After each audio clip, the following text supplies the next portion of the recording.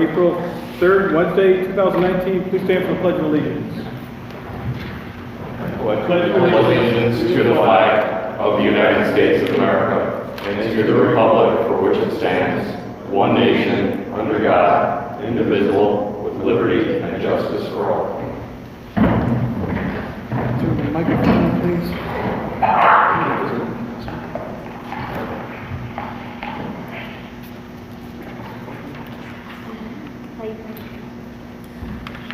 Roll call, please.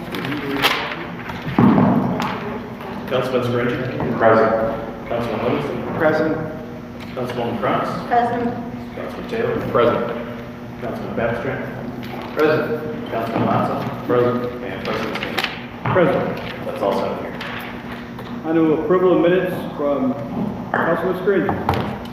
Thank you, Mr. President. I stand and ask for unanimous approval for the business meeting minutes of March 20th, 2019. Second.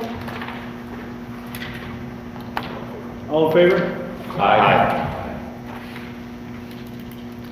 On to the preferred agenda. None. On to the non-preferred agenda. No, public comment. Public comment, I'm sorry, yeah. Anybody wishing to speak, you have 5 minutes to go down and speak. See none? Oh, we got someone walking down. Okay. Boy, you want to close it out fast. That's what you get when I don't show Oh, I up got a dinner date. for the winter. Because I don't want the cooties here. Okay, sad news here. We had organized crime in this area for many years, Buffalo Crime Family, Hells Angels. No public official, to my memory, would ever hang out with these people. But here we have a picture, and I've sent this to certain city council members, not excluding you all, but just Giovanni's got it, Conrad's got it, Dan's got it, they can provide it for you. Here's the mayor posing not only with his friend Adam Weitzman, which, his criminal record is there. He's banned from entering Canada, but he also cheated the city. His sister Rebecca pled guilty to a felony in city court for shortchanging the city on scrap metal. So that's a matter of public record. But here he is with a couple of guys in Adam Weitzman's crew. I don't know what these folks do for a living now, but I do know this, that they have been in severe trouble in this city. They have been charged with rape. They have been part of drug and steroid charges being brought against them.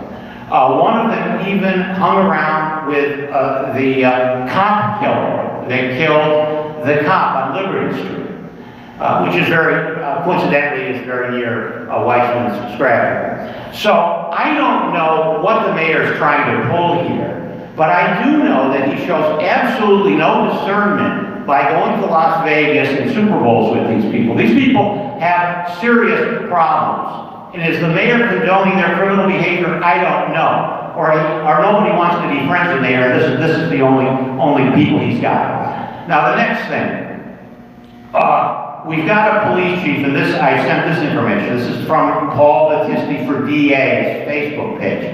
You have three police chiefs, Zukoski, Butler, and Sheriff Harder, endorse the Paul Battisti candidacy, posing for pictures with Paul Battisti. Under election law and under second-class cities law, police officers are not allowed to participate and endorse in political campaigns. You've got the statutes, I sent you that letter. And under second-class cities, police officers have to be immediately dismissed for participating in partisan political candidates. Now, what's really troubling about this, if this was a council race or a mayor's race, it would be one thing, but it's a district attorney's race. So Joe Zukoski can plan his future. Maybe he thinks Battisti's going to get in, and he's going to be an investigator. I don't know what the deal is, but he's got to go, and he's got to be dismissed today because he's broken election law, and he's broken the second-class cities law, and it's clear as heck on the Facebook page. Now, the mayor said on the radio yesterday, after I called him a crook on Monday, he talked about the STAR exemption. Now, the mayor created a narrative that he was this big developer, big businessman, Confluence Enterprises. He got a star exemption that he wasn't entitled to. Now, there's such a thing as the New York State Assessor's Guide to the STAR program. It's a book anybody can read. It addresses eligibility. And it clearly states at the beginning of the book that corporations and LLCs, the form of ownership is important to create the proper STAR exemption. Now, the mayor and the assessor have got severe explaining to do. The mayor says that the 6 people have got this favor, that he's not the only one. The assessor signed off on it. Now, it's clear the assessor didn't have any discretionary power under the STAR program to do this. He goes by what the deed is. And I think it's a tell that the mayor has corrected this and he's admitted he's wrong. Now we're going to get that money back. We're going to get it to the proper channels because they've ripped off the taxpayers with this phony exemption status. We got to find out who the others. Now the next thing is we got to get the assessor. You've got subpoena power here.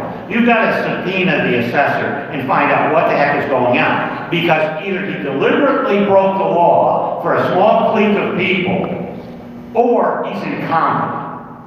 Because if he didn't, and they go to continuing education, if he didn't understand the STAR program, Mr. Select, 1 minute.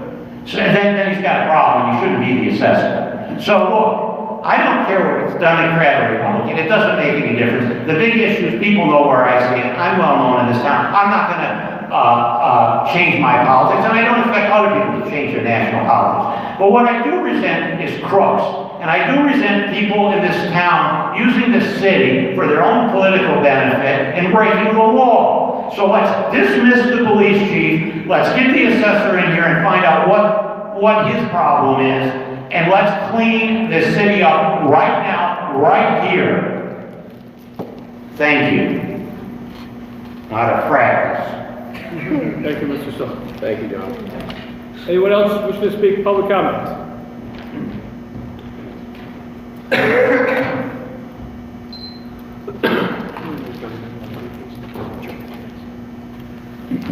It's a hard act to follow. Tarkadell is 17 Tremont Avenue.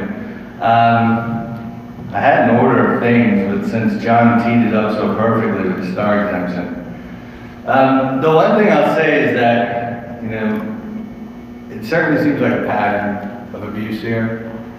As I mentioned before, the mayor did not refute any of the facts that I presented. He received a nearly 30% reduction in his property assessment from this assessor through the least transparent and accountable way possible, through an informal review that he had walked down from the 4th floor to the 2nd floor in his capacity as the mayor who appoints the assessor and said, can you take a look at this?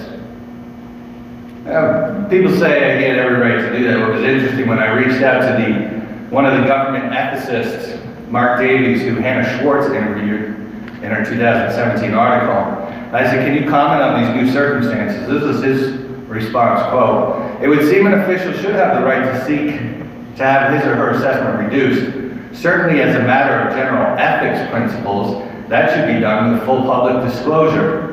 I would have advised the mayor to hire an attorney to make all contacts in the usual public manner with the assessor to make no contacts himself. Instead, he just walked down to his office and asked for an informal review and got a 30% reduction. I'd be curious to know if he ever consulted Ken Frank or the attorney's office about how he should approach that. If Ken didn't make that recommendation, maybe we ought to think about hiring Mark Davies. But he was also dishonest and disingenuous about the STAR exemption, suggesting, like, he's owned this property since 2007. He didn't apply in 2008, 2009, 2010, 2011, 2012, 2013. He waited, coincidentally, until his first year as mayor, where he has appointing authority over the assessor to ask for an illegal exemption that saved him about $1,000 a year.